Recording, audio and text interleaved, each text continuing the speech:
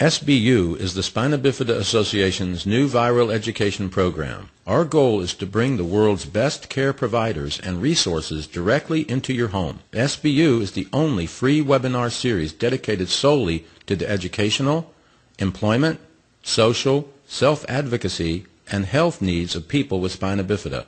We hope that you will enjoy today's presentation, The Role of Gait Analysis, and that you take time to complete the evaluation at the close of the presentation. I'm Jeff Thompson. I'm from Kinetic Children's Medical Center in Hartford, Connecticut. And at our facility, Kinetic Children's Medical Center, we have something called a motion analysis lab. And this was primarily used for children with cerebral palsy and to help figure out how they walk and why they walk differently and what can be done to fix it. And it's really done wonders because motion analysis gives us the ability to watch somebody walk from the frontal view, side view, and transverse view, all simultaneously at the shoulders, trunk, pelvis, hips, knees, ankles. So it gives you roughly 40 parameters we look at once. Whereas before, when you look at the naked eye, you can only really watch one, maybe two things at most. And so when I got there, Dr. Jack Banta asked me to take over the Spina Bifida clinic, and I started using the motion analysis technology, and we've been doing a lot of work from that since then, so this is the outgrowth of that. So a lot of this is a bit esoteric at times, a lot of it is above my head at times. I have Sylvia Owenpoo, who's my kinesiologist, if anybody knows what that is. She's, I think, the smartest person in the world. She works with me and helps me out a lot.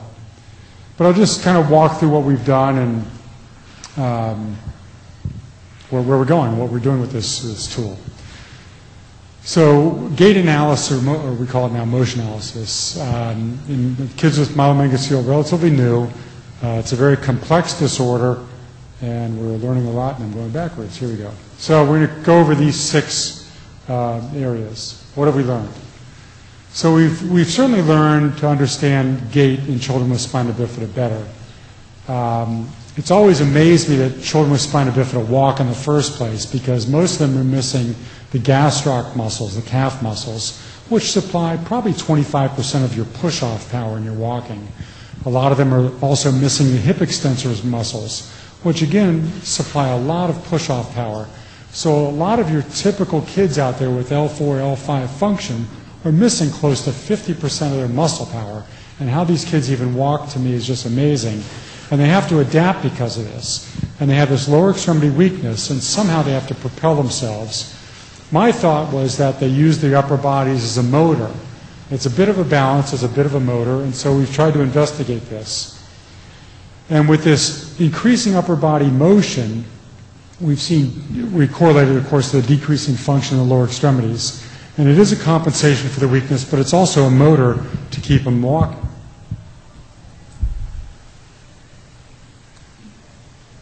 And let's see, so now we get to play Where's My Mouse? Here we go, we're going to walk. Here's a typical kid walking, and you can just see look at the knees especially. The trunk moves one way, the knee goes the other way. I've always likened this to a pro football player running down the field and getting clipped and getting a career-ending injury. And your average child with spina bifida is doing this on a daily basis. And we do know that at least about 25% of ambulatory persons with spina bifida report significant knee pain. And I think this is part of it with what's going on through the knee. What we found is that as you step, when you step down, you have something called your hip abductor muscle right over here that helps keep your pelvis level. And in children with spina bifida, that muscle is weak. So when they step and they put that right foot in the air to bring it forward, you have one of 2 options if the muscle's weak. One option is the muscle's weak, you're just going to fall over. The second option, which most people do, is they just shift. They move their center of gravity over the hip. It provides instant stability, and the muscle doesn't have to work as hard.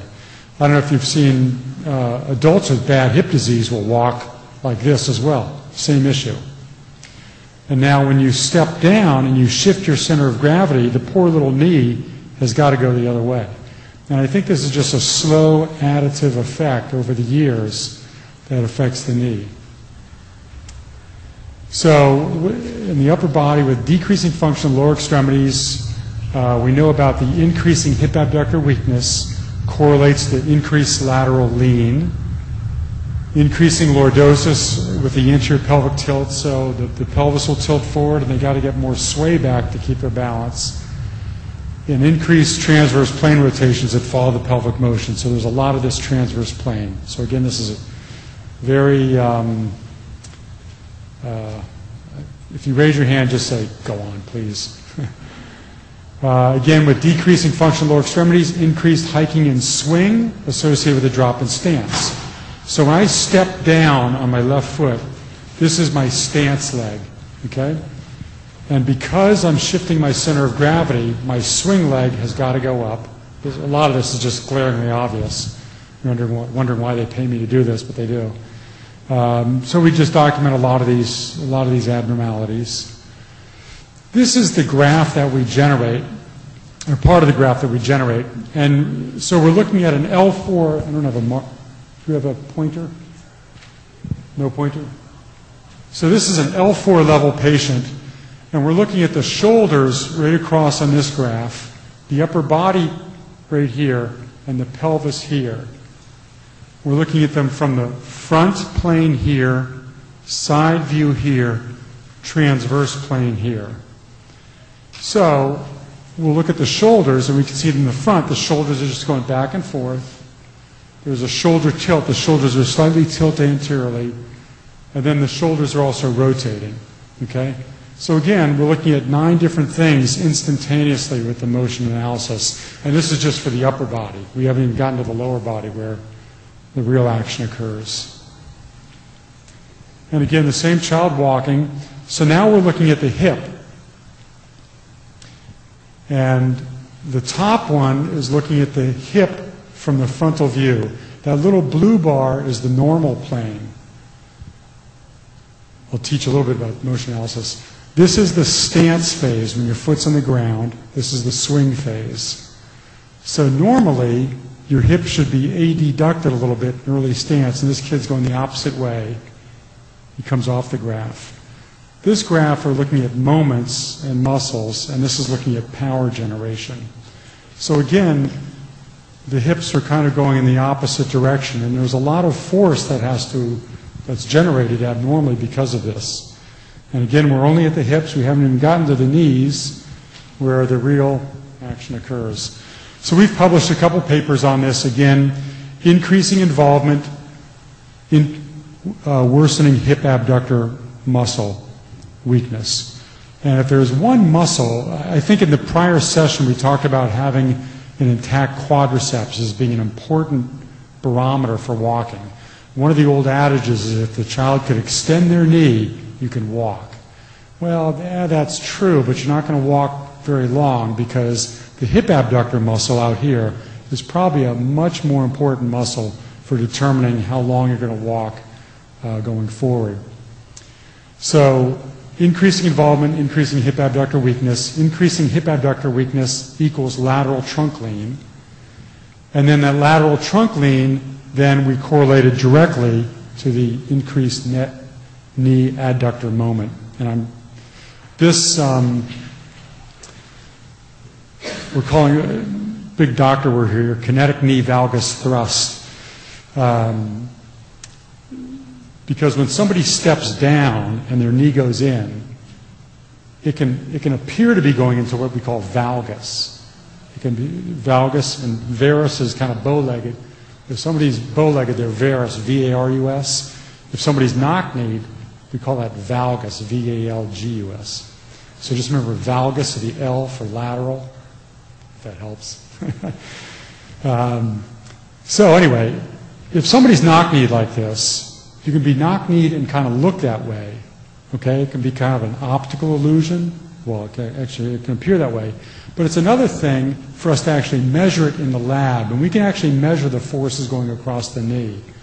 So whenever we measure something called a net knee adductor moment, that's bad because that's a stretching force going across the inside of your knee. So it's like everybody getting up in this room and walking like this for the rest of the day, okay? You can just imagine what's going to happen. So some patients will appear to be walking with this bad pattern, but we don't measure any abnormal forces. So that's another beauty of the gait lab, because again, there's a lot of an optical illusion going on. Things can look one way, but in reality, it can be another way. I like to tell people it's like the gas gauge in your car. If it's broken, your tank can be full, but it looks like it's empty and it's not. So here's this lateral trunk lean we're talking about. Here's the kid walking. He's in the stance phase on his right foot, and you can see that trunk leaning. That trunk is leaning over to balance his center of gravity so he doesn't fall over, and we can measure that and quantitate that. Here's the ground reaction force. Here's the way the ground reaction force is going. And then here's that net knee adductor moment that we can actually measure. And this is actually basically strain. Just think of strain going across a joint. It's probably the best way to do it. And you should not have this moment here. It's an adductor moment. Anything below this line is an adductor moment. Anything above it's more normal. So the normal moment's over here. And so this person is in this valgus position. So it's true valgus. This is bad.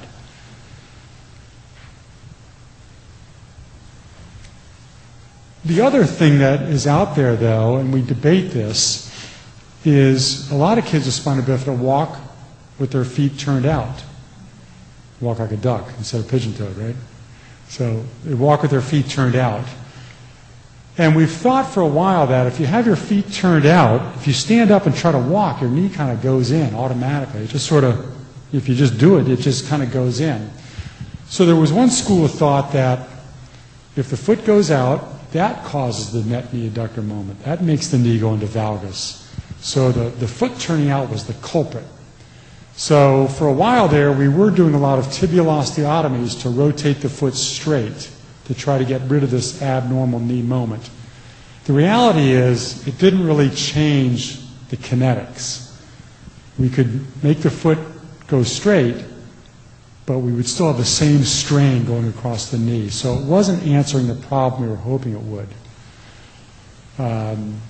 So there are kids out there that walk with this pattern like this, and you have this big strain across the inside of your knee. So in the days of yore, or even nowadays to some extent, we try to turn that foot straight and try to reduce the strain across the knee. The reality is we would partially help them. We would partially help them, but not completely. I'm going to go back one slide. So in some of these kids, who we would do a tibial osteotomy on this child and turn the foot straight to try to help the knee. This line where they're running now would improve, but it would never get to normal. So we made it a little bit better, but we just didn't make it normal. So the problem was still there. The other way to address this problem in patients with spina bifida, one would be ideally to give them a new hip abductor muscle. That'd be the best thing, just to give them a new muscle. It's kind of hard to do. The other thing that you can also do is put them in longer braces, in knee, ankle, foot orthoses, a longer brace to try to protect the knee. So that's another possibility. The third thing to do is use crutches. Use crutches. So if you use crutches, when they step, they just don't tend to lean as much. So the crutches help reduce that as well. So the nice thing about the motion analysis, it helps us quantitate the answers a lot better, and we can really measure the differences. I'm not too sure it's changed clinical practices dramatically, because for every patient I have that shows up like this, one will pick the crutches, one will pick the longer braces, and one will say, I don't want any of that, give me an operation and see how I do. So but that's the way things are. Here is a bit of, again, this is the data we look at when we sit in our little lab. We're looking at 3 different patients, a sacral level patient, like an S1, an L5 patient, and an L4 patient, all right, each one of these columns. We're looking at the angle, and this is just the knee, the angle of the knee, the moment of the knee, and then power generation. And this is the key graph I want you to focus on, because this is that net knee adductor moment. Anything below this line is going to be bad. All right, so here's your sacral level patient, and they're running, the solid line is basically running within that blue area of normal.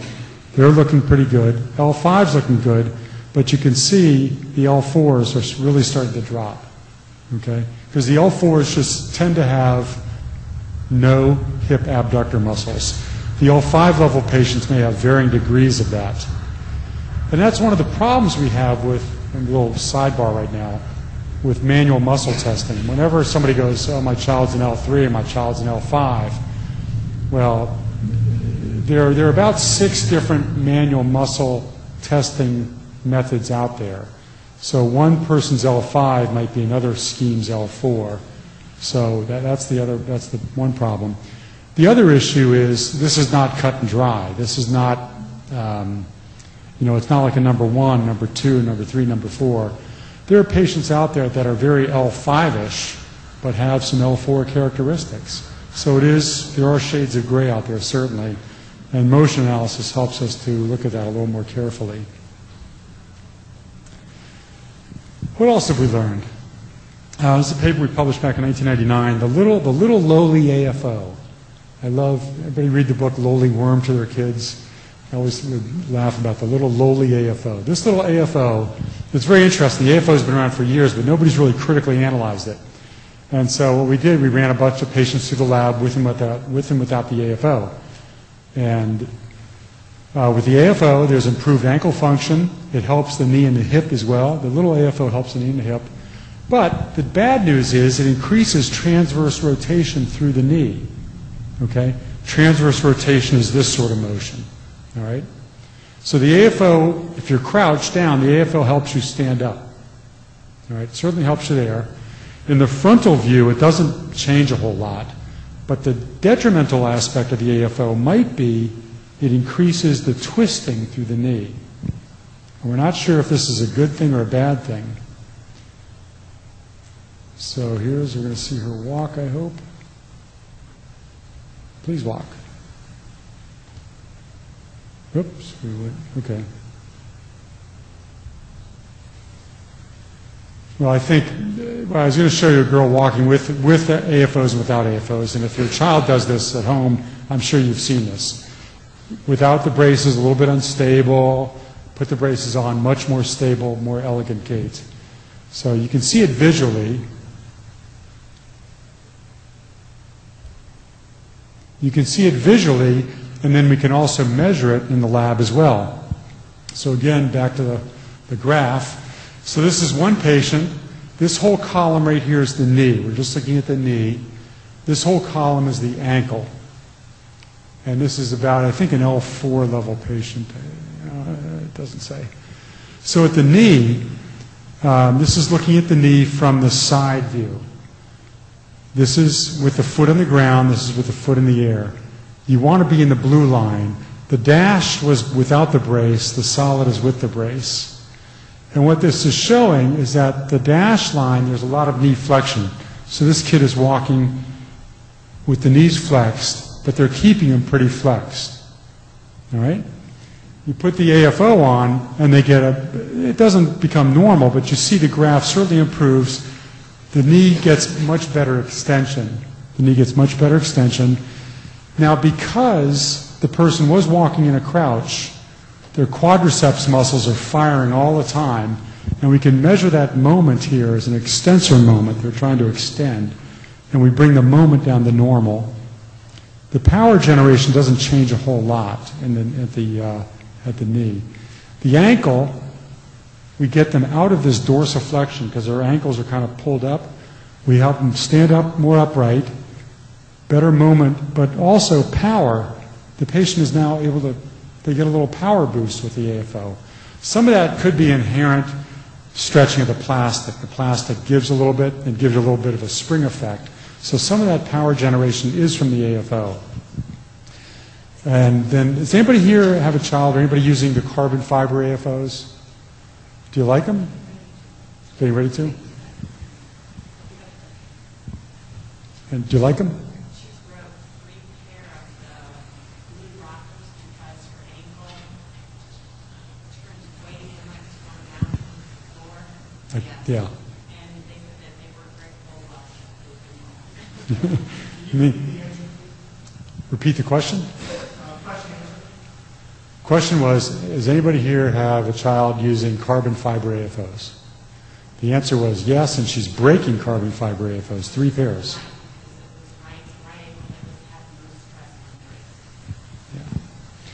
So carbon fiber is interesting. They're supposedly lighter weight, have a little more energy. What's the word I want to say? Energy supplying, have a little bit of a spring factor in them. But it's funny. Some patients just don't like them at all. It's not a universal acceptance. And so that's the next thing we're going to look at is try to examine the carbon fibers a little more critically. They're also now, with a lot of the soldiers coming back from the Middle East conflict, there's a lot of work done in these energy supplying prosthetics out there, and I think that's also another thing that we're going to try to look at as well.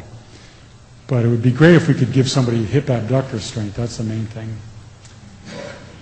The other thing is we can measure not only can we look at the human body in all sorts of planes, we can measure the force going across the feet. And so there's what's called the center of pressure path, but let me go to the next slide. We call it a petabarograph. We're measuring pressure through the foot.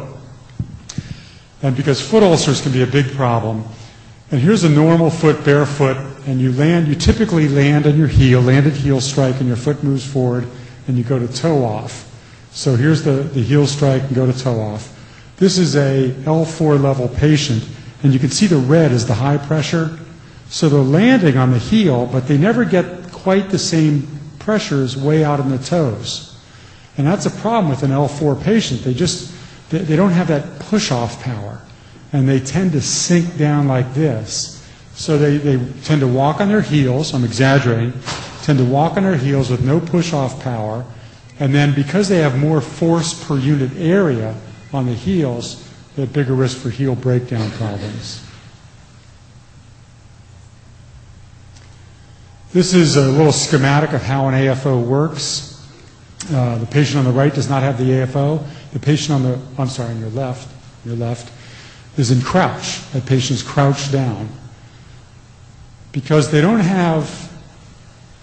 missing some of the hamstring and hip extensor muscles. They're also missing the gastroc, the calf muscle, to help them stand upright. So they tend to sink down.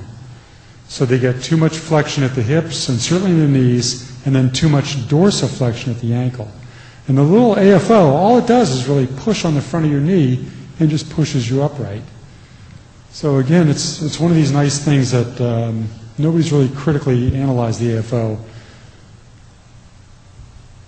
Now, here's here's some overlapping of stuff here.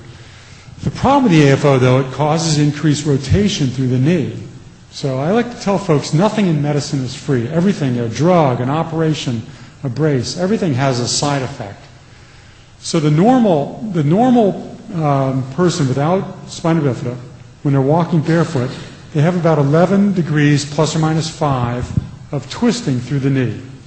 Okay? So when they step down, a little bit of a transverse twist through the knee. You put an L4 level patient barefoot, have them walk 22 degrees of rotation through the knee, plus or minus 9. Put them in an AFO, you see it goes up, the transverse rotation goes up. Same thing happens at the L5 level, same thing happens at the sacral level. Interestingly, the sacral level doubles. And in spina bifida, because of the lack of good ankle strength, the tendency is to crouch. And if there's one long-term problem out there, it's crouching, because crouching leads to increased energy, increased muscle use, more force across the knees. Crouching isn't a good, effective way to walk because it tends just to worsen with time. But I think this is why the sacral level patients, when you give them the AFO, say, here, you're supposed to wear this, it's supposed to help you. They go, no, I don't like it. So in the sacral level patients, I probably have I've got to have a 75% rejection rate of AFOs out there at least. Maybe it's a teenage factor, maybe it's a social factor, but I think there's a little bit of this in the brain. They walk and they go, this isn't right. You're doubling my transverse plane rotation through the knee, doc. You don't know that, but I know it. And so, I think this is what goes on. But it's also, you know, everybody here has teenagers, I guess. You know, it's always a battle. But crouch is a bad thing in general. So we got to figure out a brace that somehow gets you out of crouch but stops this knee transverse rotation as well. I think the L4 patients, clearly it benefits them much more than anything else to an extent. So then the next thing is the KFO. The KFO is a brace that comes up to the thigh section. It's like an AFO with a thigh section. I kind of like the KFO because I think the KFO might protect the knee when you're walking. So if you tend to have that valgus, I think that KFO might help reduce the strain on the inside of the knee. The problem is we don't have scientific proof because nobody's willing to let me drive big spikes into their bones and have them walk in the lab. We haven't found that volunteer yet. So the KFO functions a lot like the AFO. The only difference is I think the KFO might help reduce medial knee strain. But again, we don't have the scientific proof. We're trying to figure out a way to do it. And here's a guy. This is a great kid. This kid was in the wheelchair program. This kid won about 6 or 7 gold medals in the Paralympics. He's done great. And he chose KFOs. And here he is walking the KFOs. He still has that big trunk lean. See that big trunk lean? So you know that knee's got to be getting some sort of force, but I think the braces might be alleviating that. He really has no anterior knee pain. Whereas I worry about a kid his size, because you see his deltoids and his pecs. This guy can discus and shot put till the cows come home. He's a big guy.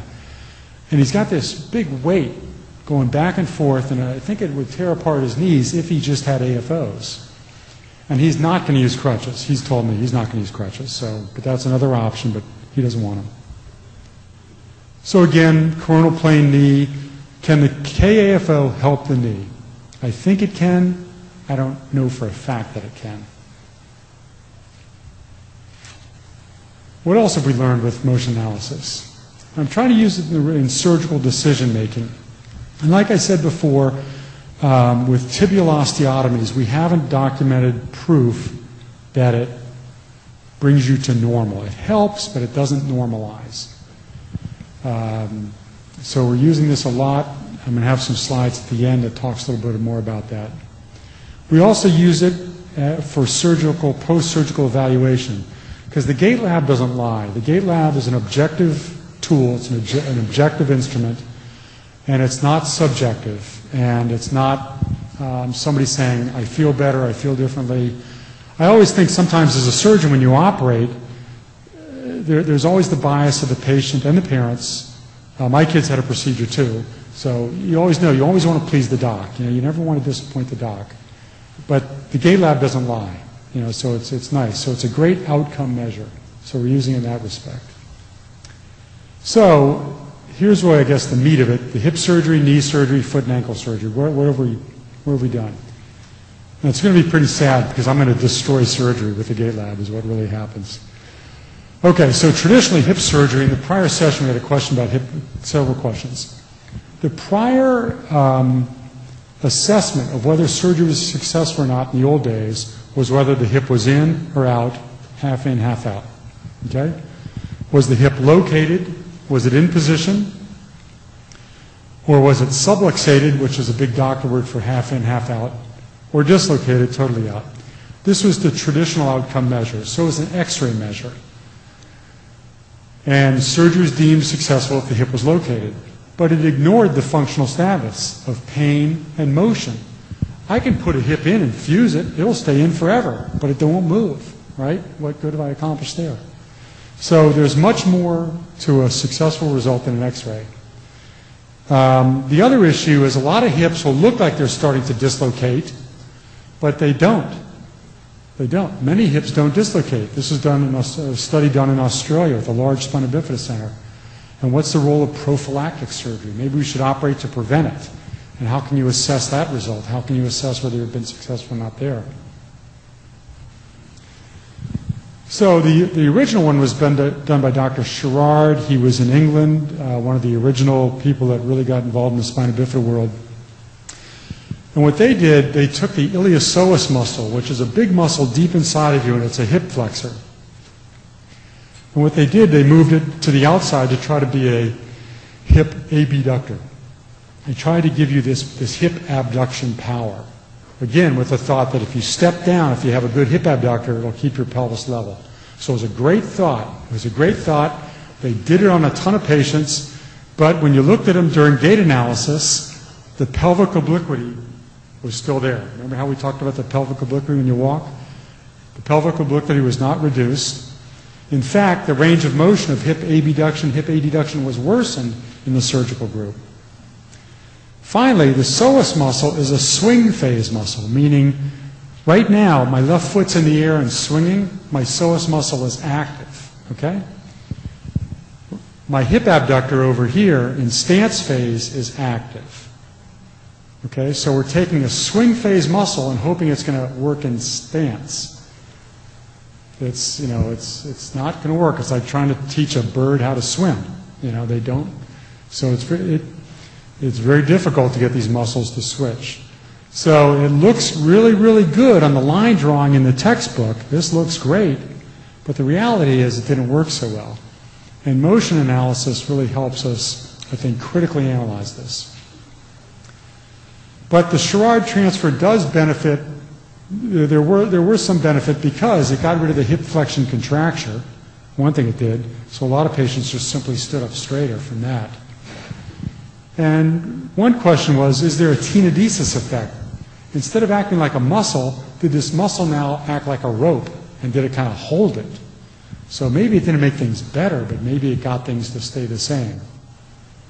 Very debatable. But we have not documented improvement, obvious improvement, with the Sherrard transfer in motion analysis. In fact, we've documented a detrimental effect. You ever heard the quote, and I think it's from a congressman from the Midwest, "Don't confuse me with the facts, I know what I believe"? You ever heard that quote? It's in the congressional record. It was by a congressman from the Midwest. I don't think it was Dan Quayle, but I think a lot of gait lab is like that. A lot of people say, "Don't confuse me with the facts, I know what I believe." And so gait lab kind of eliminates that. Another popular muscle transfer was what's called the triple transfer. And again, it's an effort to get a hip abductor muscle. Because if you can get any one muscle for a kid with spina bifida, the hip abductor is probably a great one to get. And what they did, they took your external iliac oblique, the six-pack, all your adolescent sons have that six-pack. They take one of the muscles of the abdomen, and it's a very large, kind of flat, thin muscle. It's like taking a 8.5 by 11 piece of paper that's maybe 10 thicknesses thick, and you roll it up in a tube. You harvest it from here, roll it up in a tube, and you transfer it out here. Okay?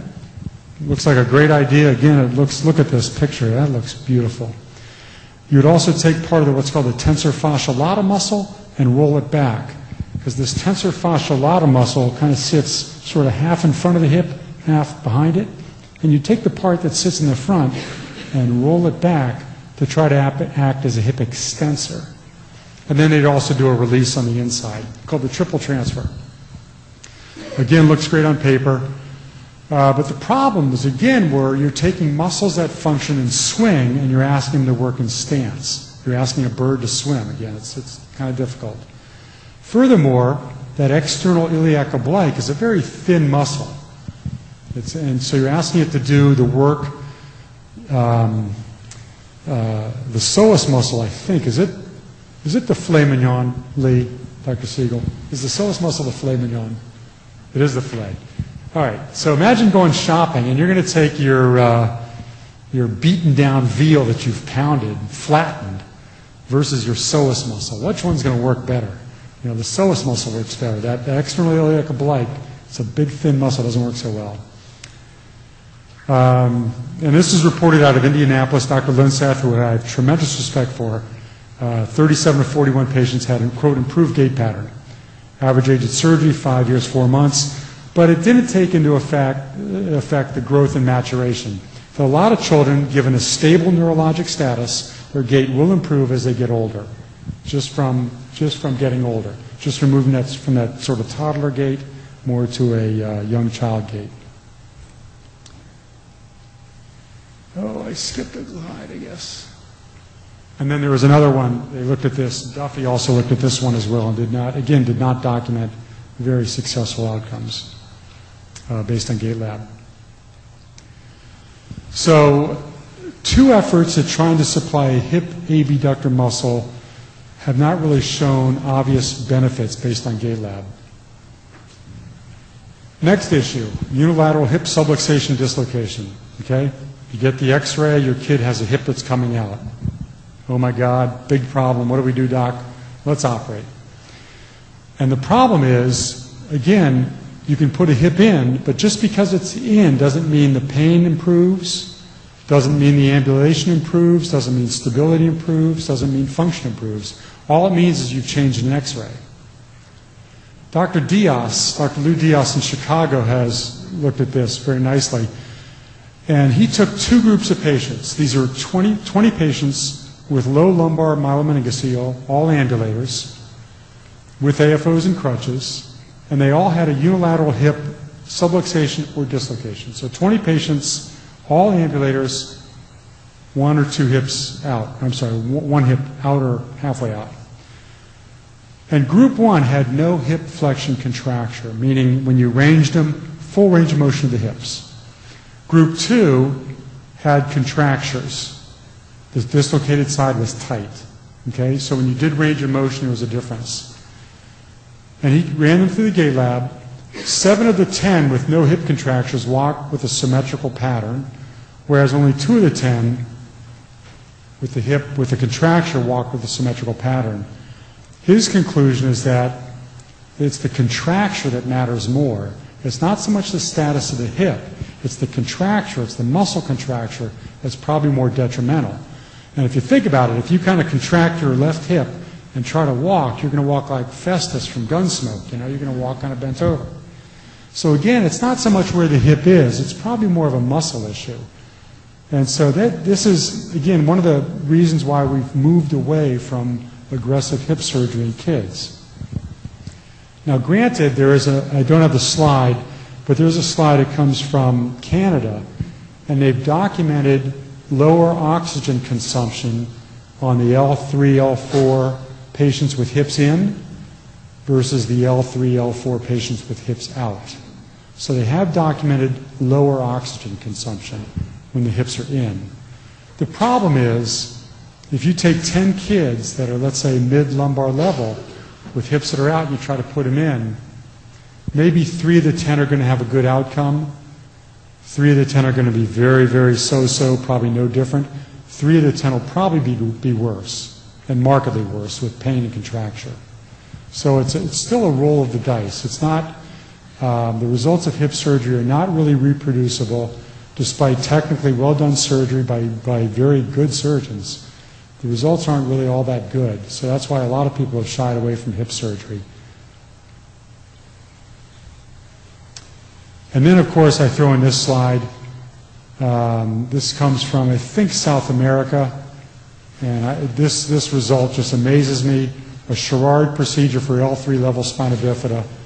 And their results are just stupefying, absolutely stupefying, which makes me really wonder about this paper. So, because I don't think anybody in the world can recreate these results. The only caveat here is they did it early. And as Dr. Siegel and I mentioned in the prior session, we talked about hip surgery. If it's going to be done, it probably should be done early to give that hip a chance to remodel. So if you're going to do it, probably do it earlier than later. Knee valgus we talked about. I think the weak hip abductors are the prime mover here. A weak hip abductor makes the upper body lean, the knee goes in. I don't think it's the external tibial torsion that causes the knee problem. I think the external tibial torsion is an effect. I think the hip muscle is weak first, the knee goes in, then the foot goes out. I don't think the foot goes out and the knee goes in. I think it's a top-to-bottom phenomenon. The AFO we talked about, the little AFO increases gait velocity, and we can also document decreasing oxygen consumption. This is L4, L5, S1, and non-spina bifida patients. The greenish is barefoot, the blue is AFO. So the centimeters per second is roughly about 78. You put an L4 level patient in an AFO, it jumps up to about 98. And this is pretty much across the board, you can see this. The difference though, the transverse plane motion increase. We talked about that before.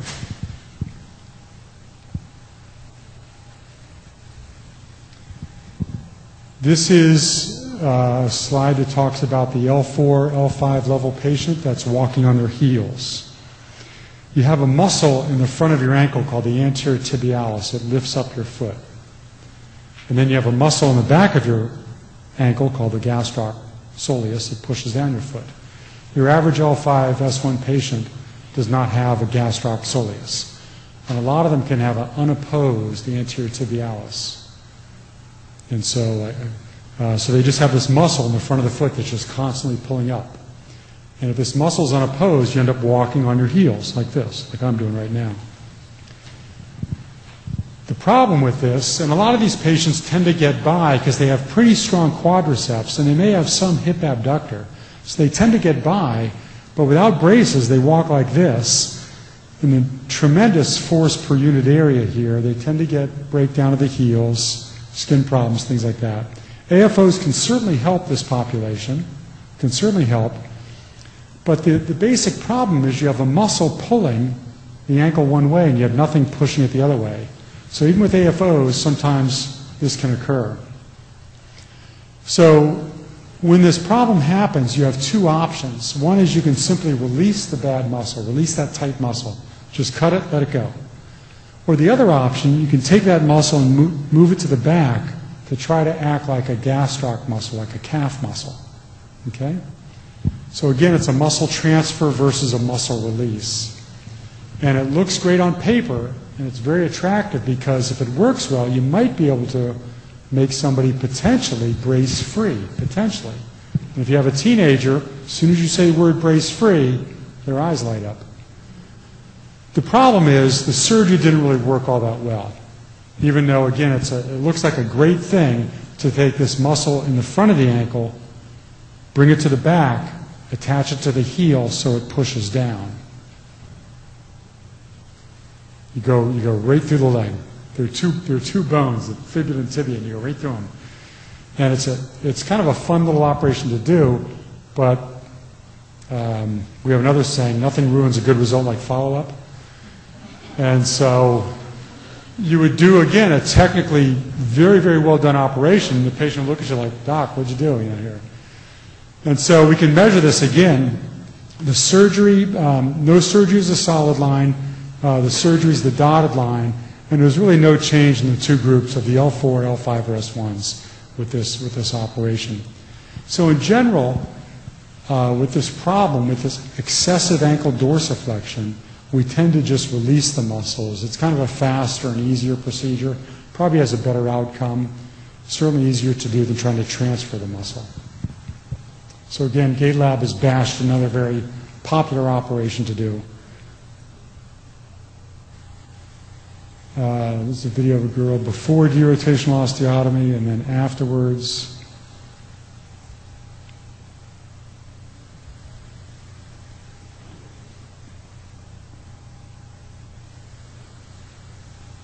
This is not the world's worst case, but this girl was always catching her left foot as she walked through doorways, in the classroom, everywhere. Her mother's actually a nurse. Her mother begged me to do this operation.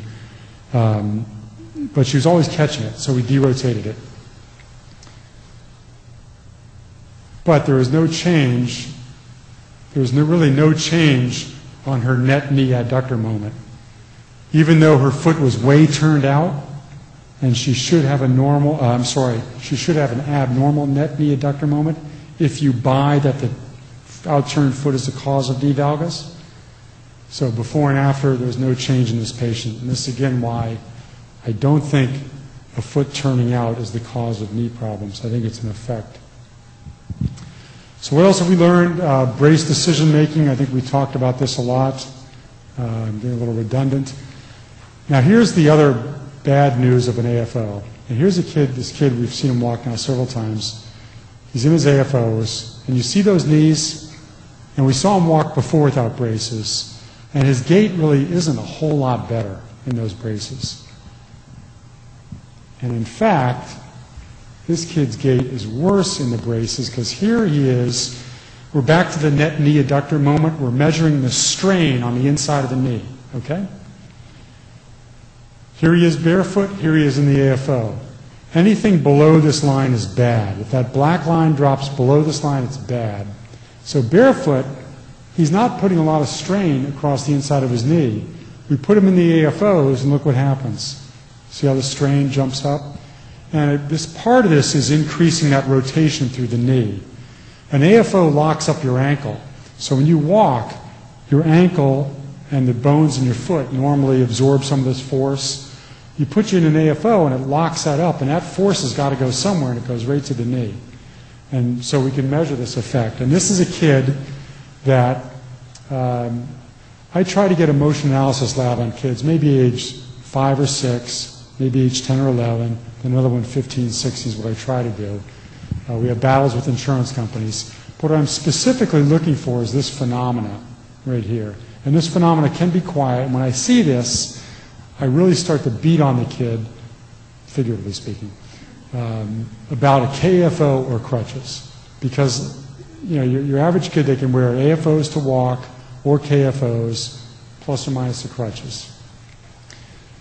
But I've got a high rejection rate with crutches for whatever reason. I just don't have a lot of kids who really like them. KFOs, I think I have a better acceptance rate for KFOs. Boys probably more than girls. Some of the girls don't mind the crutches, but they don't love them. But when I see things like this, I really push hard to try to prevent knee problems. I do have now a smattering of adults that we followed, and I've got a series of x-rays as well. I didn't bring it with me that shows you the knee going into degenerative arthritis with this phenomena unchecked. So the role in monitoring function we talked about.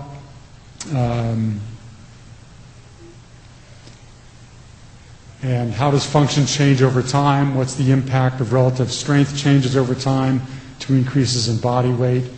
Again, this is just ongoing research that we're looking at. And everybody's awake. I applaud everybody for staying awake. Here's another kid trying to walk without the braces.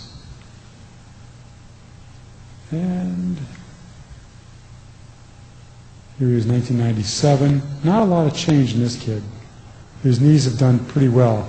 But I'm pretty sure he uses KFOs. Let's see, am I a liar?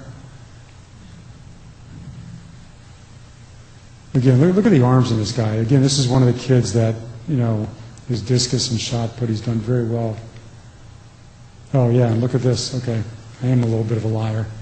So even though that video didn't look too bad, did it? Of when he was a boy to sort of a young man, if you will. His net knee adductor moment here, and it's getting worse. But I believe these are barefoot. I don't know for a fact. I believe those are barefoot.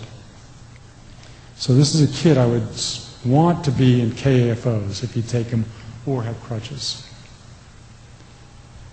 The other thing we're doing, we're looking at, I alluded to this, we're looking at patients over time. This is an ongoing project. I don't have to bore you with this. I'll stop right here. But again, we're looking at kids at roughly age 5, 6-ish, maybe 10, 11-ish, and then 15, 16-ish, to try to see what happens with time. Initially, so far between 5, 6 to 11, 12, there really hasn't been a big difference, but we haven't seen that post-puberty muscle mass increase. Because like I said, some of these guys just have biceps to beat the band, and they're big. So thank you very much. And if you want to ask questions.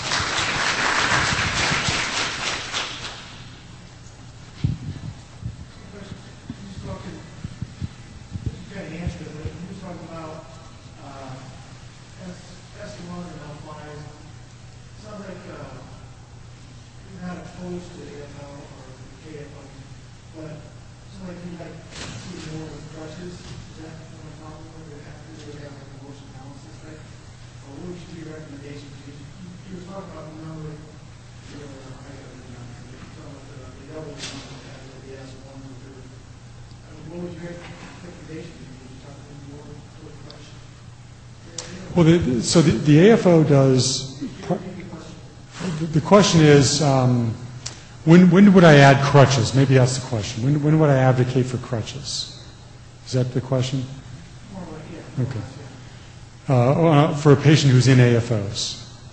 So the AFO, what the AFO does, it gets you out of crouch very nicely, gets you upright.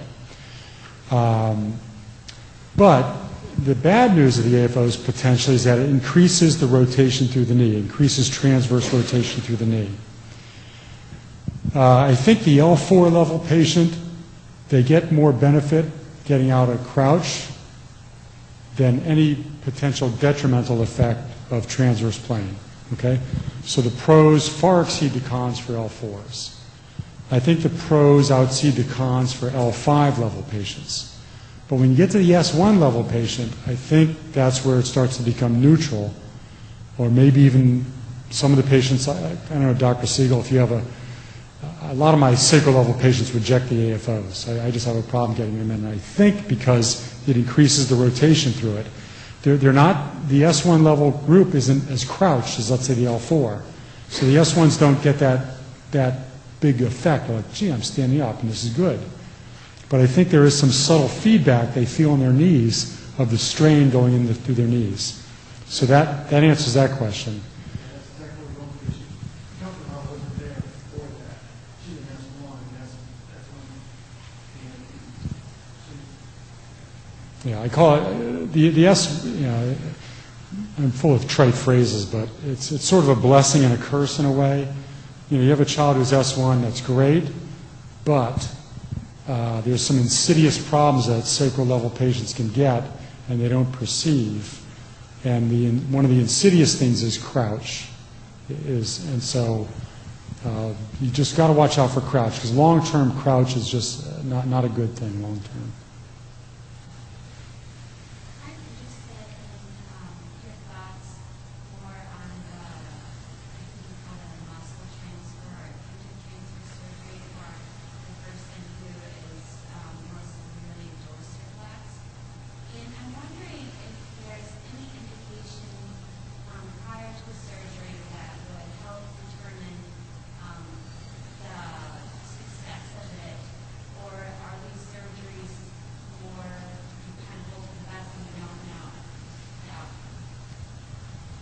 So the question was, I'm getting it.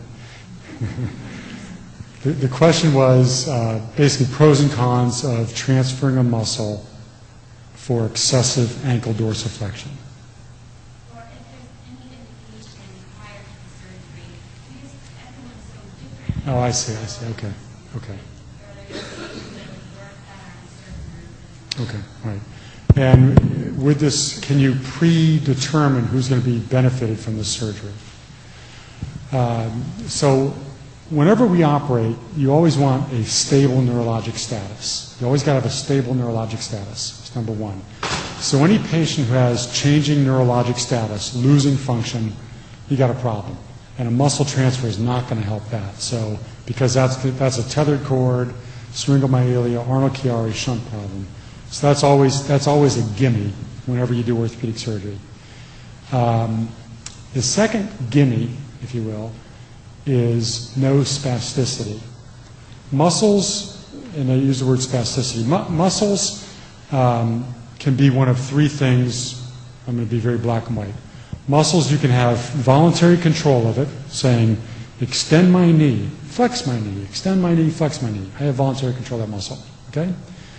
Or you can have no control of that muscle. You can, let's say, an L1 level patient who has no innervation to the quadriceps at all, and they can say, come on, move, move, move, and it just ain't going to move, okay? They have no power. But the gray zone patient is a patient with some spasticity. And this is where they might be able to move it some, but there's abnormal tone in that muscle. That muscle's a little tight. That muscle's not normal. They can't fully extend and flex. They don't have full voluntary control over it. They can do something with it, okay? So again, this is a gross oversimplification. So you have voluntary movement of a muscle, spastic movement, and then none. The ideal patient is going to have voluntary movement for a muscle transfer. Okay, that's the other gimme. Probably the third gimme, or maybe I should say requirement, I'll try to talk like a doctor. The third requirement would be you want good muscle strength. Whenever you transfer a muscle, the general rule is you lose a grade of strength. And we grade muscles of 0 to 5. 5 being full strength, 4 being some strength, 3 being they can move it against gravity some, 2 I think is with gravity eliminated, 1's a trace, and 0 is none. So ideally you only want to transfer a muscle that has about grade 5 power, no spasticity. That's the ideal muscle transfer patient. So, and then the problem with spina bifida, there are so many shades of gray in spina bifida that every L4 is not an L4, every L5 is not an L5. And I have kids that have this excessive ankle dorsiflexion, some because of just a pure voluntary effect, that the muscle just works, others because of a spastic effect, and they can't control it. So if you want failure, transfer a spastic weak muscle, if you want failure. But the other saying, though, even with this operation, you're taking a muscle, you're taking the anterior tibialis muscle that has a cross-section of maybe, let's say, a quarter. Okay, it's a cross-section of a quarter. And you're transferring it to do the muscle work of a muscle that's got the cross-section of 2 $2.50. And the saying is, you're sending a boy to do a man's job. So you're sending this little muscle to try to do what 2 big muscles are doing. So it's doomed to failure in some respects. Furthermore, whenever you transfer a muscle, you generally lose a muscle grade of power. So if you have a great 5/5 anterior tibial muscle that's, big macho, good anterior tib muscle, working great, pure voluntary control, no spasticity, when you move it, it's a grade 4. It's just a little bit weaker because it's out of its plane. So that's the problem of muscle transfer as well. So even though it looks great when you draw it, the reality is there's some trade-offs.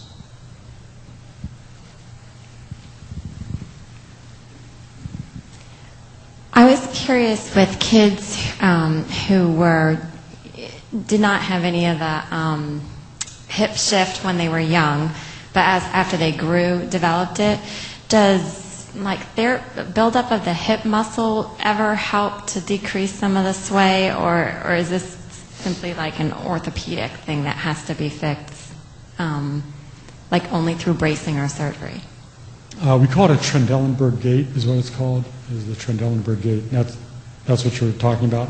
Yeah. And come to my lab and spend the next 5 years with us and we'll answer that question. And so we're looking at that right now. I'm from Boston, I will.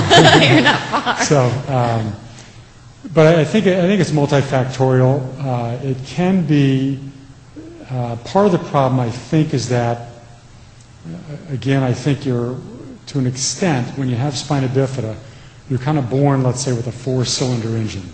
Okay, again, I'm full of trite phrases and oversimplifications, and this is going to be a great example. You're kind of born with a 4-cylinder engine, but as you grow, you need a Mack truck to pull your body, to move your body. And so that's why I think sometimes you see some weakness. Sometimes you may not see it early on because the kids are light, they're like a little bird, they're like a feather, but then you see some of these kids, and I don't know, anybody here have an adult male kid with spina bifida who can bench press 300 pounds? These guys are just, their shoulders are incredible. So they got a lot of upper body weight and strength, and I think there's some leverage issues going on there as well. So that goes on. And then I think a fatigue issue, I think the little ones may be not as active, and the muscle, or they just sit down and they play, whereas they hit adolescence and they want to move more and do more and walk more with their friends, so they're using it more and that muscle fatigues again. So I think that goes on, are the issues. It could also be an intrinsic hip problem, yes, but I think they have sort of a finite muscle strength, and now they're bigger and heavier, so that muscle has to work harder, and then they're walking further and they're demanding more of that muscle, so it tires more easily. So I think it's a fatigue issue, I think. And one other quick question about it too. Have you ever found, does developing scoliosis affect them? If it's if they happen at the same time, can that ever affect the sway too, or are they two totally separate problems? I hope they're two totally separate problems, otherwise I got to redo the project completely. I think, I just don't think they're related, unless there's a spinal cord tethering issue, which is going to show up in different ways. It's started from front. My daughter is S1 or so, and she's in the Mm-hmm. and when the case was trying, she used to whether she will pay or not. Is the trade-off between the AFO and the same as you expect? Did you hear the question? The question is AFOs versus DAFOs. DAFOs made by Cascade, or these are the shorter braces? Yeah, okay. Or SMOs are also called supramalleolar orthoses. So the question is, AFOs, are they better or worse than a shorter brace? So they're, the shorter brace, it's a shorter brace. It doesn't have a good of a leverage arm, so it can't work as effectively as an AFO. Again, the AFO is great at getting you out of crouch. The DAFO is not going to be as effective because of a moment arm. It's a leverage issue. If you want to move a big boulder and you got a 1-foot rod to move it versus a 10-foot rod, the person with 10 feet are going to move it better. So it's a pure mechanical answer. The AFO is going to be more effective at getting you out of crouch.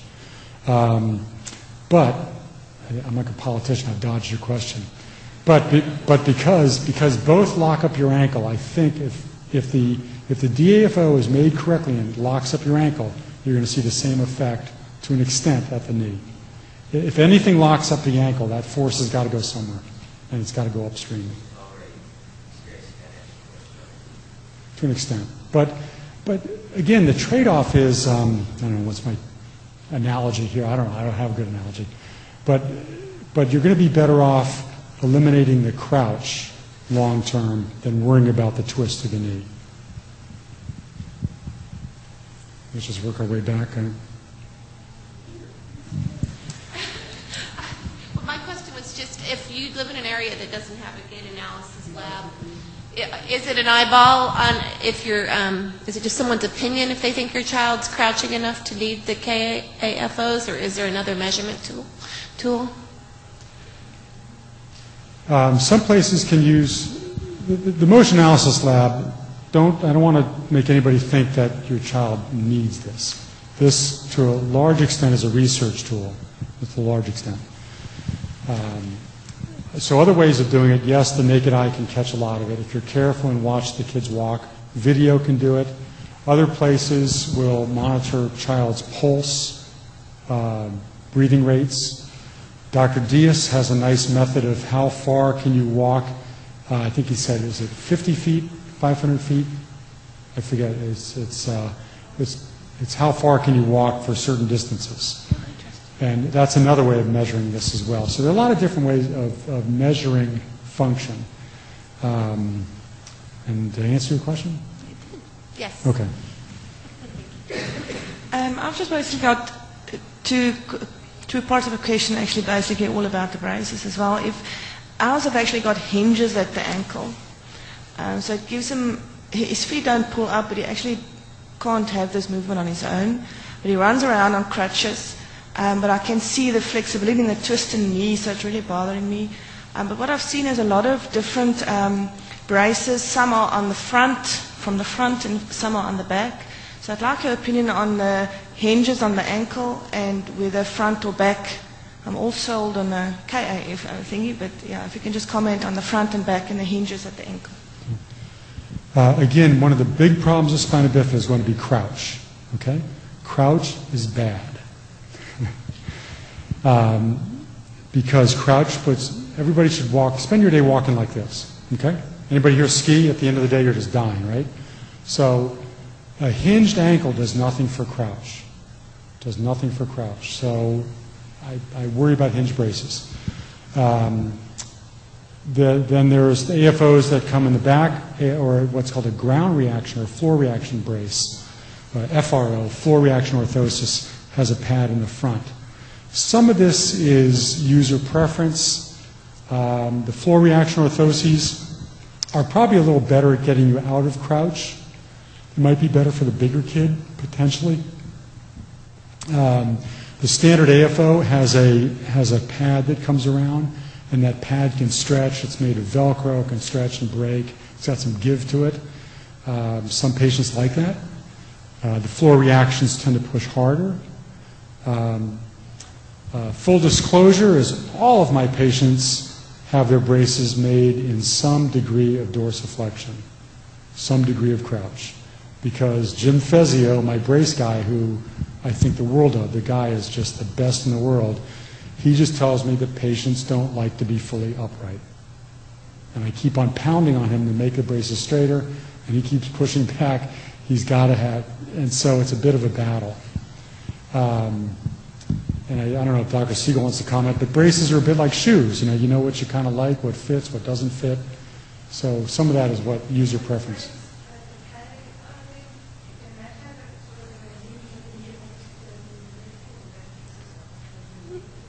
For the fully ambulatory patients, let's say L4, L5/L3, I think a KFO is a good option if they have a bad knee valgus issue. If they have it, I think it's a good option. I don't have the proof of it, but again, it's one of these things I think it's better. The other option, again, so the patient we're taking is somebody in an AFO who's got knee valgus, knock knees, and they're walking like this, okay? So that's a problem. That's a disaster because they're putting a lot of stress on the inside of their knees. So that patient, I think, is going to be better off either in a KFO or the other option is crutches to try to reduce the sway. And I don't have the absolute answer, so I let them pick. Let's go. I promise somebody over here.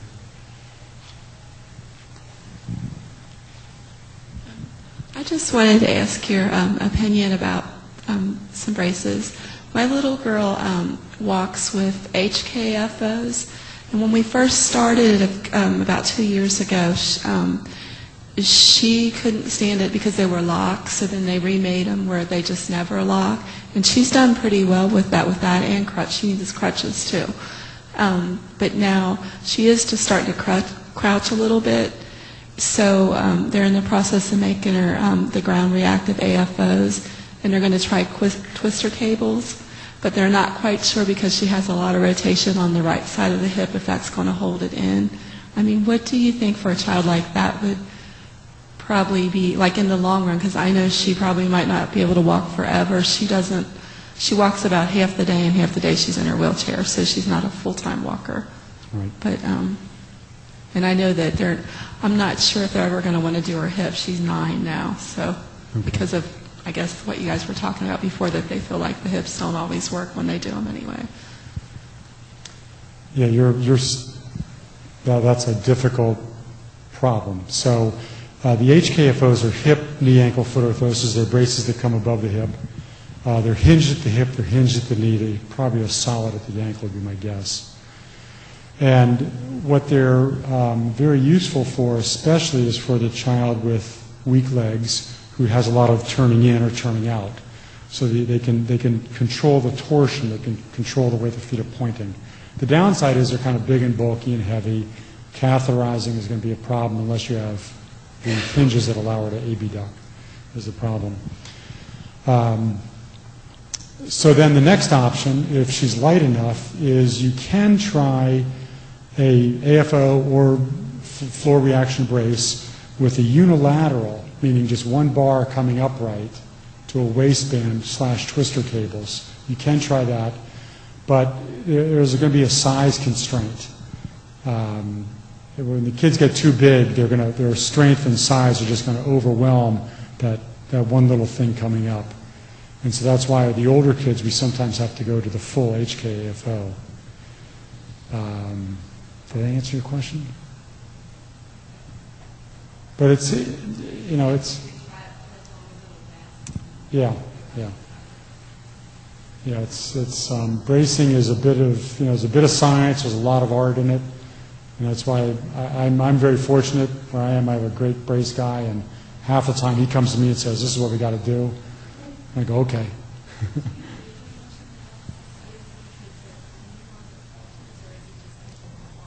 No, we can get kids in crutches as well, to an extent. To an extent.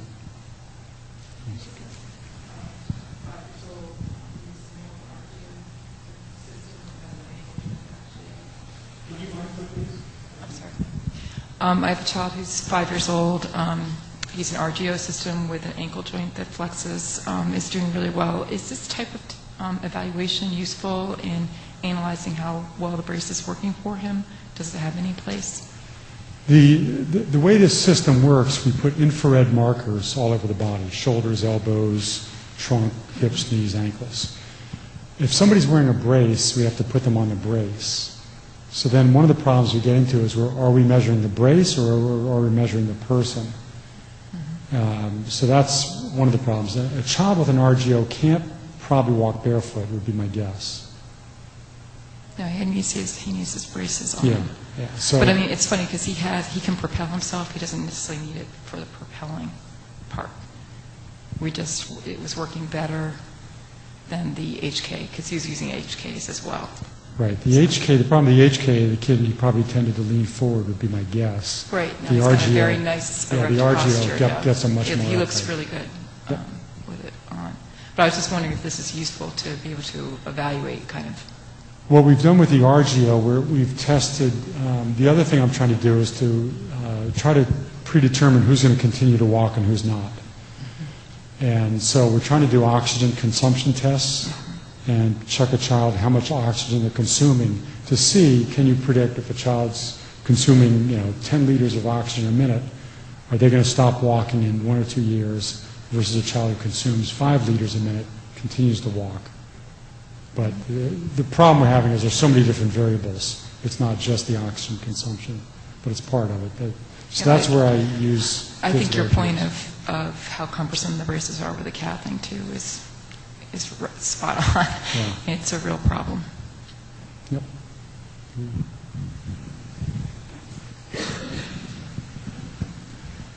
16 years ago when our daughter was born, we talked with a family that their daughter was 18 at the time. So I can't do the math in my head to know what year she was born. But they had her ankles fused. Have you heard about that? Do you support that? What's the reasoning? And another thing, as I look at your video, the KAFO on that young man is more cumbersome than what my daughter has. It's just a little bit above the knee. Is that the same thing, KAFO? Yeah, knee ankle photofosis. Yeah, again, it's going to be a leverage thing that a KFO that comes up to here is going to be much more effective than a KFO is down here. If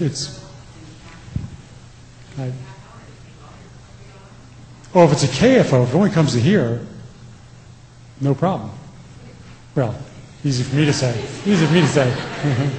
But typically the boys, the athletic teenage boys, KFOs are more accepted. The girls, no. And yeah, so.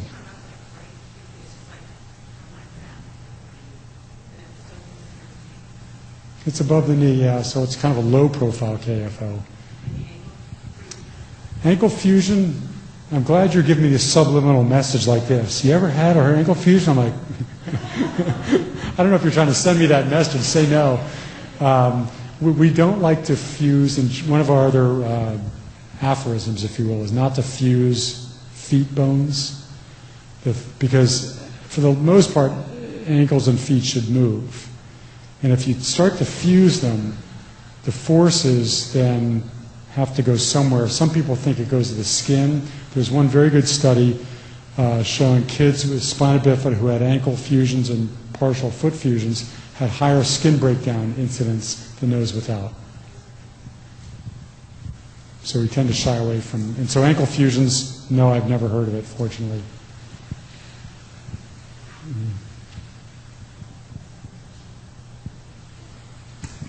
If you have a child that has weak hip abductors, which Gabby does, what do you do to increase that? Is there like exercise therapy, anything that you can really main focus for them? We've tried a couple.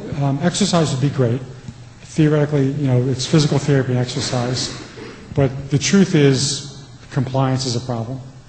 We all know that. The average adult is 30% compliant with a physician's recommendations. Imagine what kids are. So, so that's one issue. We've also tried muscle stimulators, but that really hasn't helped too much either.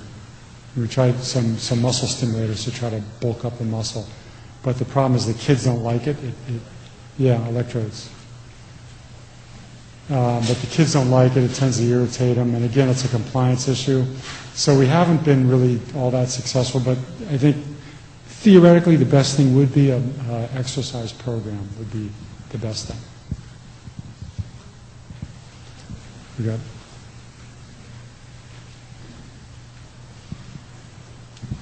Hi, I just had one of Dr. Siegel's patients come to clinic at Penn State without her Trendelenburg. It's the first time I had ever seen it.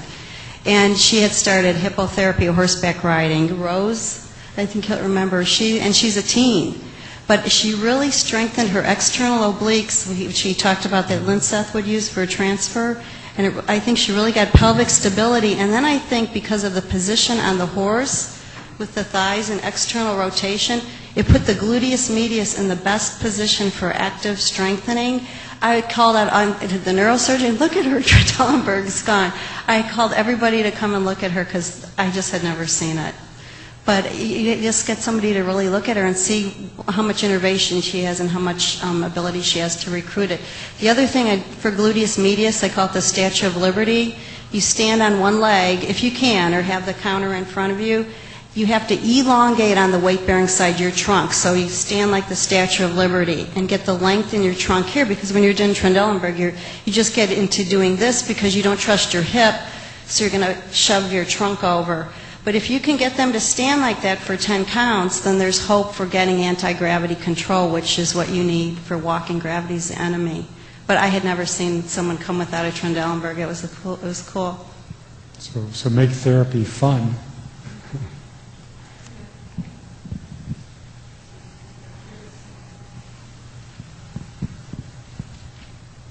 If you've seen success with the Hippotherapy, there's a device called iGallop that you can sit on, and it has the motion of a horse available through the Brookstone catalog. And yeah, I mean, it's a lot less expensive than the Hippotherapy lessons if you don't have the proximity to that. Yeah. It's called an iGallop. Yeah, check it out on the Brookstone catalog of all places. But it is to exercise your trunk. And it does kind of mimic, well, I ride horses, it does mimic what a horse's gait feels like. And it's a lot less expensive and more accessible.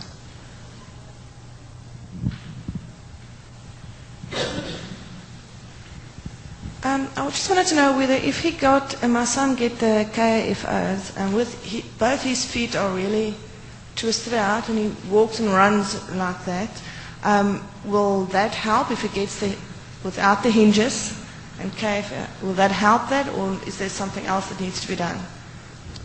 So the child walks with the feet turned out of braces or barefoot? And the braces are AFOs? And then the question is, would a KFO help that? Yeah. It will matter where the external rotation is. Some kids, the external rotation will be at the leg segment. So if it's at the leg segment, it could. The other option is it could be in the thigh or hip section, right? It could be rotated out just up here. The problem, though, is a kid that walks all turned out, the ankle's kind of going this way and the knee's going this way. And I just know my brace guys tell me they have a lot of problems trying to address that with a KFO, because even though you try to twist it, it's an issue. And I don't think it's a difficult problem, is what my brace guys tell me at least.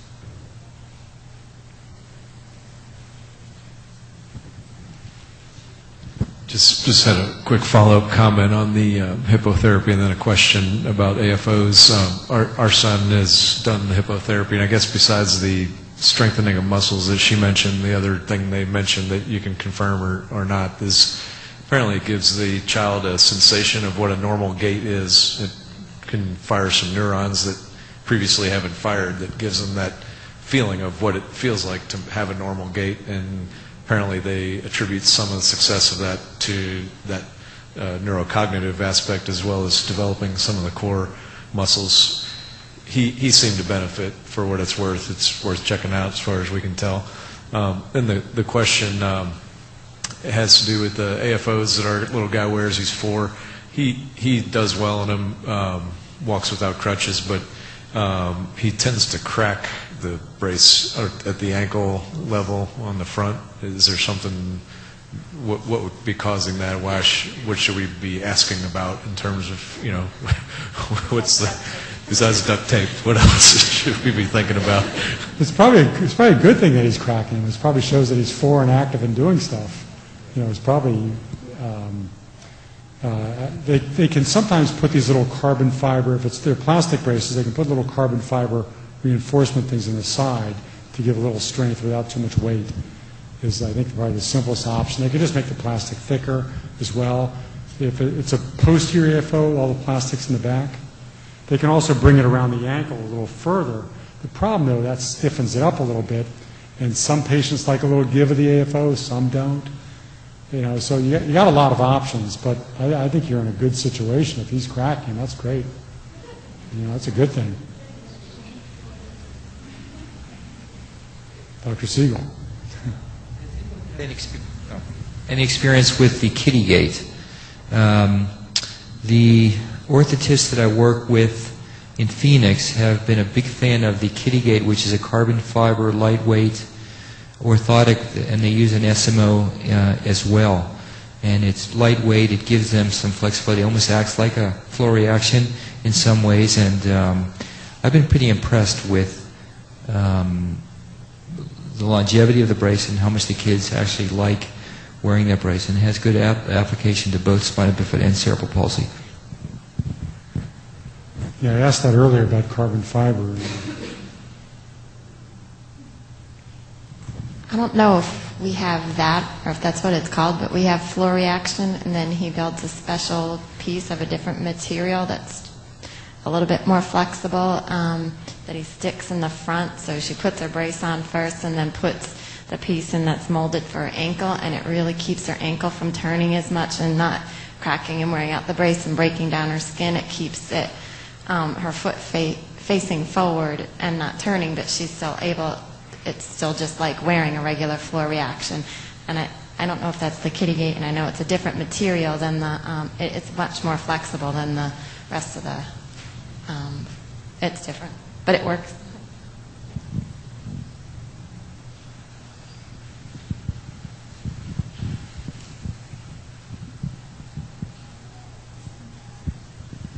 I just wanted to know if you could explain when you were talking about that you test them to see how much oxygen they're using when they're walking to see how long they're going to be able to walk. I just wondered, like, if your child is short of breath sometimes, like she does treadmill and therapy, and if she goes up to like over 6 minutes, and she's usually really short of breath, so we've been keeping it less, but she increasingly keeps getting stronger. I mean, if I don't know, can you just explain like how when they're using oxygen that's affecting how long they're going to be able to walk? I just don't have enough patience to really make a bold statement.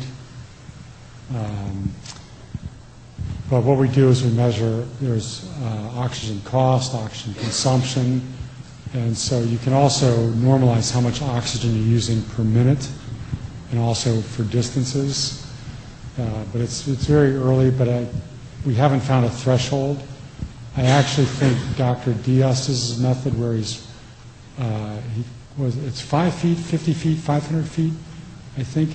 And I wonder if that's the better and more practical way to find out who's going to walk and who's not. Because he has a way of assessing how much a person walks for 5 feet, 50 feet, 500 feet, and it's a scale of 0 to 6. Person who fully, yeah. Well, it's not. It's kind of related to the GMF. I'm going to missay it, but DIOS does it for 5 feet, 50 feet, 500 feet. And it's interesting. The perfect patient is a 666. It's always weird and a little devilish there, but I think that might be the more practical way to see who's going to continue to walk and who's not. The oxygen is just, it's a very time-consuming, labor-intensive method, very expensive to do, and we just don't have a ton of patients. But that was my original thought, was slap an oxygen mask on, have them walk, number will come out, and I'll be able to see the future. But that's not panning out. At what point would you do the 5 feet, 50 feet, 500 feet evaluation? You could do it probably by age 5-ish. The younger kids, even earlier. But I have a feeling a kid who gets up and walks pretty early is going to continue to walk.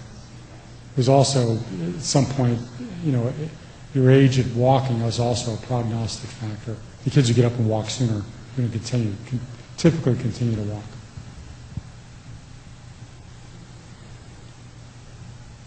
Okay. Well, thank you all for staying awake. I'm impressed. Thank you for attending this session. Because meeting your needs is important to us, we need your feedback on this presentation. Please take a few moments to complete our evaluation, which can be located by clicking on the Clicking Here hyperlink on your screen. It will only take a few clicks of your mouse to provide us information to make the SBU experience better for you and others. If you have any questions relating to SBU, please contact us at sbu@sbaa.org.